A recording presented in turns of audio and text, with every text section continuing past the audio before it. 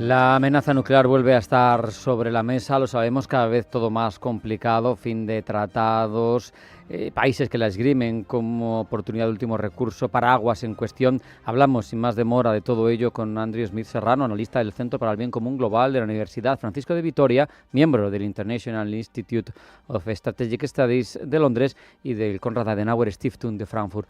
Andrew, bienvenido, buenas tardes. Buenas tardes, un placer. Partiendo de la situación actual, cómo se reconfigura el orden mundial, cómo acaban los tratados, el viejo concepto de la Guerra Fría, ya sabemos, el de nadie gana una guerra nuclear, ¿sigue vigente o en esta etapa hay más peligro porque ya no nos creemos ese lema? Efectivamente, estamos en el umbral de un nuevo orden nuclear. Estamos en un aspecto en el cual se podría decir que estamos en una guerra fría con esteroides, en vez de a dos bandas, posiblemente a tres o varias más. Se tiene dos puntos puntuales. Primero, en febrero, el 6 de febrero de este año, caducó y no se ha renovado ni prolongado el acuerdo START 3 del 2010, que era el último tratado que quedaba vigente de control de armamentos y desarme entre la Federación Rusa y Estados Unidos. Y este mayo caduca o lapsa el Tratado de No Proliferación Nuclear, en el cual por primera vez desde 1970 no se prorroga por 5 años más automáticamente y no hay ninguna propuesta de prolongarlo o de seguir negociando. De hecho, las negociaciones se han quedado básicamente paralizadas sin ningún aspecto de prorrogar. Y tercero, aunque más la Conferencia de Desarme de Naciones Unidas, que tenía su sede en Ginebra, está bloqueada ya desde hace muchos años, pero ahora por un aspecto de procedimiento. Era un foro de discusión de expertos en la cual se trataban todos estos temas y aunque no avanzaba demasiado, era un sitio donde se reunían para discutir y era un back channel o un centro de reunión informal. Eso ya está totalmente paralizado y no anda, no funciona, no hay reuniones convocadas. Y finalmente, en Viena, la Agencia de Energía Atómica está enfocada en el tema de Irán y por lo tanto está totalmente paralela o aneja al sistema de renovación del Tratado de No Proliferación. Por lo tanto, estamos en un terreno desconocido y que es mucho más complicado por las razones de que ya no hay un lenguaje común, no hay una gramática común y el antiguo entendimiento está dinamitado, vamos a decirlo. Andy, es evidente que en lo multilateral, en lo relativo a tratados, a legislaciones internacionales, tú nos lo has situado muy bien, la cosa pinta mal. Tampoco parece que contribuya en positivo la tecnología, porque cada vez incorpora novedades, sistemas hipersónicos, la cibernética, la defensa antimisiles, la IA. No sé si estos desarrollos también contribuyen a hacer obsoleto ese concepto tradicional que nos protegió, la disuasión nuclear basada en destrucción mutua asegurada. Eso ya se ha acabado. Bueno, el concepto de disuasión entre las grandes potencias, estamos hablando principalmente de Estados Unidos y la Federación Rusa, de la doctrina MAD sigue vigente y está taladrada en los últimos 50, 60 años de conocimiento nuclear. Todavía siguen hablando el mismo idioma y los conceptos lo entienden perfectamente. Lo que ha cambiado es la dinámica, como bien has explicado, de la tecnología y de las lecciones de las nuevas guerras, sobre todo la de Ucrania y la de Oriente Medio, en la cual han entrado armas híbridas o armas de la zona gris que son no exactamente convencionales, pero también no convencionales, que bordean el umbral de lo nuclear, no nuclear, convencional, no convencional. También los escenarios de información perfecta y de inteligencia artificial dan un aspecto en el cual las potencias nucleares, no principalmente Estados Unidos y Rusia y quizás China, que tiene un arsenal considerable, 500 cabezas para aumentar a 1000 para el 2030, sino que las potencias pequeñas se ven en la tesitura de que están en use it or lose it, que es utilizarlas o perderlas, puesto que en los umbrales de una confrontación está tan la información perfecta y las bases de que pueden perder el arsenal antes de utilizarlo. Por lo tanto, el tiempo de reacción de los políticos y de los militares se reduce y eso da más incertidumbre y desestabiliza el sistema porque muchos de estos sistemas, una vez que los lanzas, es muy complicado abortar y el tiempo se reduce de 30 minutos, 35 que había antes, aproximadamente a 7, 8 minutos ahora. Básicamente, es decir, prácticamente nada. Pero efectivamente, estamos entrando en una dimensión de la guerra en la cual el tiempo y el umbral se está difuminando y ya la división entre una guerra convencional y no convencional es más difusa y por lo tanto la escalada más probable. Quería conocer tu posición sobre esa disposición aparentemente generosa de Emmanuel Macron, si escuchábamos el discurso de esta misma semana en Ile Long, delante de un submarino nuclear muy bien escenificado, ¿no? Reflejando toda esa grandeur francesa y presumiendo de que son la única potencia nuclear dentro de la Unión Europea. Hablando de extender su paraguas, hablando de su independencia en este ámbito, porque nunca se ha visto coordinada la estrategia de defensa nuclear francesa con la de la OTAN, a pesar de pertenecer a la OTAN, a diferencia, yo creo, de la postura que mantiene Reino Unido y de la coordinación que mantiene Reino Unido con esa organización supranacional.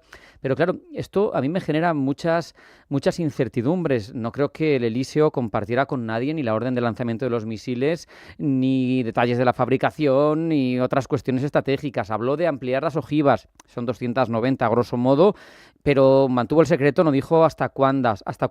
Se están incorporando algunos países a ese club, algunos han dicho ya queremos, pero sabemos que están las bombas B-61 estadounidenses de gravedad en varios países europeos, en Alemania, en Bélgica, en Italia, en Países Bajos, y tampoco parece que ellos fueran a ir en contra de la coordinación con la OTAN, con Estados Unidos. A mí me parece que el panorama es muy complejo, ¿no? El de un paraguas nuclear propio europeo. Sí, hay varios aspectos principales en esta cuestión de la force de frappe francesa. Todo viene de las lecciones que aprendieron franceses y británicos de la crisis de Suez en el 56. Los británicos, ante la actitud americana, han decidido la relación especial y incorporarse al sistema nuclear con los Estados Unidos y de la OTAN, y Francia decidió ir independiente y nunca más depender de Estados Unidos o de nadie para su fuerza de disuasión nacional.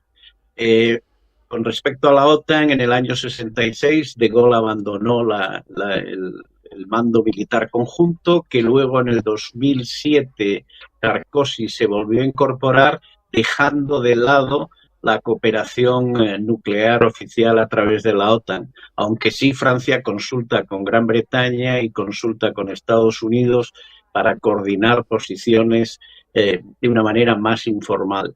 Esta propuesta de Francia tiene que ser considerada en el marco de la nueva situación geoestratégica de Europa ante la falta de credibilidad de que este paraguas de Estados Unidos pueda resolver y básicamente que los americanos sacrifiquen Nueva York por París o por Madrid o por Varsovia. El problema es que ese aspecto de credibilidad también existe con los franceses. Están los franceses dispuestos a sacrificar París, Marsella o Lyon por Vilnius, Madrid o Bucarest. Ese es un aspecto. Segundo, es el intento de Francia ante su debilidad por motivos políticos internos, porque su economía y sobre todo por su proyección de fuerza ha bajado escalones en el liderazgo europeo por compensar con el liderazgo alemán de liderar la Unión Europea en este movimiento que es de compensar y buscar una manera de la autonomía estratégica europea. Esta es la visión más benevolente. Hay una visión de otros países, sobre todo Alemania y algunos países del este como Polonia, Rumanía, que ven esto un intento de que Francia se convierta en el árbitro nuclear, pero que no asuma todos los costes. Por lo tanto, se pagaría o se asumiría el riesgo de tener armas francesas nucleares en su país, pero no tendría un proceso, una participación en la toma de decisión que estaría exclusivamente en el Elíseo. Al mismo tiempo, habría un coste de armas nucleares. Si se aumenta el arsenal de 280 a 290 a un arsenal más creíble, que sería parecido al chino, 500 o 600, sería un coste brutal, posiblemente unos 40.000 millones de euros o 50.000 millones de euros que la economía francesa, con el déficit que tiene, no puede asumir, y por lo tanto a Francia le gustaría que eso lo pagaran los aliados, pero sin compartir la toma de decisión. El problema está no en la disuasión francesa tiene altos elementos de credibilidad y Francia es atacada. El problema es la credibilidad que tiene con sus aliados, que viene de la disuasión. Y al mismo tiempo, la disuasión francesa, a pesar de tener la triada, tiene un problema de controlar el nivel de escalada. Francia puede ir rápidamente a una escalada intercontinental de misiles balísticos, que significaría aplicar el MAD en su manera más tajante, es decir, ir directamente al intercambio del holocausto y por tanto la situación es o rendirse o suicidarse. Ante un enemigo como Rusia o otros enemigos potenciales que tienen capacidad de controlar la escalada con armas intermedias y armas binarias y armas en la zona gris, Francia se ve en la dicotomía de que tiene que responder a la escalada y por lo tanto la disuasión tiene una falta de credibilidad considerable. Se nos va el tiempo, Andrew. Antes de terminar, en este escenario de incipiente anarquía nuclear que dibujabas en tu análisis en The Objective, ¿cuál dirías que es el principal riesgo a medio plazo? ¿Que haya esa proliferación horizontal entre nuevos estados? ¿Que se siga apostando por modernización de arsenales, por crecimiento, o eso que mencionabas al principio, ¿no? Con la pérdida de los tratados, la pérdida de canales de comunicación y de confianza, que al final siempre era ese, permíteme a mí, lego en la materia, ese teléfono rojo, ¿no? Que permitía los canales de comunicación, ¿no? ¿Cuál es el mayor peligro? De todo un poco de lo que has dicho, pero principalmente es que las grandes potencias, Rusia, la Federación Rusa y Estados Unidos, están proponiendo un nuevo orden mundial muy parecido al siglo XIX, pero con armas nucleares. Se confunde la política del trato transaccional binario para solucionar los conflictos. En el siglo XIX funcionaba, puesto que si cometías un error, como lo cometió, por ejemplo, Rusia al atacar en la guerra de Crimea contra el Imperio Turco, Francia y Gran Bretaña, las consecuencias son bastante nefastas, pero no letales. En este caso, el margen de error que nos dan esta nueva filosofía del orden internacional no da margen para el error, porque un error significaría la escalada y por lo tanto un intercambio nuclear.